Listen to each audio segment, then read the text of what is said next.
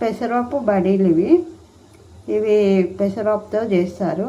ఎండాకాలంలో మంచిగా పెసరపప్పు నానబెట్టి ఓ 2 గంటలు ఆ తర్వాత వీటిని కొంచెం కచ్చపచ్చ రుబ్బి అందులో కొంచెం షాజీరా, అల్లం వెల్లిపాయ, కారం, ఉప్పు, పసుపు కొంచెం ఇవన్నీ వేసి వీటిని బడీలాగా మంచిగా చేసి ఎండబెడతారు.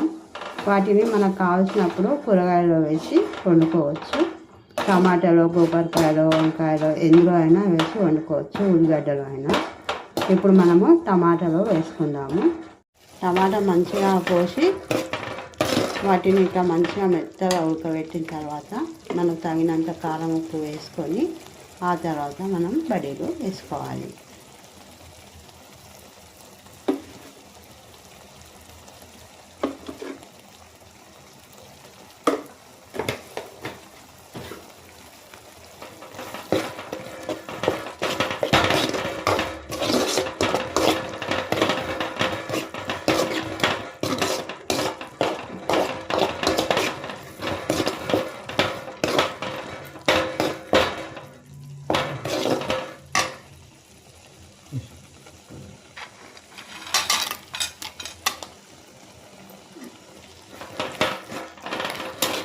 ఇట్లా కూర అంతా అయిన తర్వాత వేసి 2 నిమిషాలు వేసుకొని దించేసుకోవాలి. మన బడీల కూర రెడీ అయిపోతుంది, టమాటా బడీలు.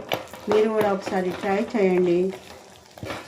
మా ఛానల్ని సబ్స్క్రైబ్ చేయండి, షేర్ చేయండి, లైక్ చేయండి, మంచి కామెంట్స్ పెట్టండి. Thanks for watching.